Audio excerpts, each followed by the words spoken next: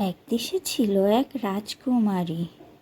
সে ছিল দেখতে ভীষণ সুন্দরী এবং তার অনেক গুণও ছিল। কিন্তু রাজকন্যা হওয়া সত্ত্বেও তার মনটা সবসময় খারাপ থাকতো।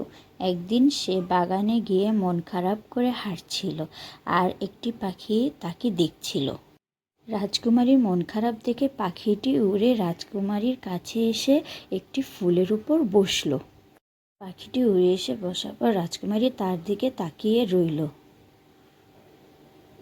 তখন পাখিটি তাকে বলল, ও সুন্দরী রাজকুমারী, তোমার মন খারাপ কেন? আমি অনেকক্ষণ ধরে দেখলাম তুমি মন খারাপ করে বাগানের ভিতর হাঁটাচলা করছো। তোমার কি হয়েছে? তোমার কি মন খারাপের কারণটা আমি জানতে পারি?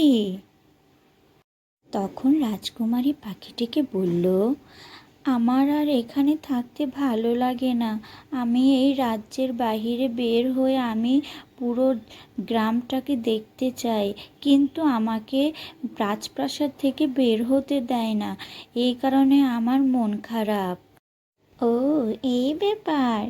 তুমি কোনো মন খারাপ করো না। আমি তোমাকে নিয়ে এ রাজ্যের বাহিরে যাব। তুমি আমার সাথে পুরো গ্রাম ঘুরে দেখবে।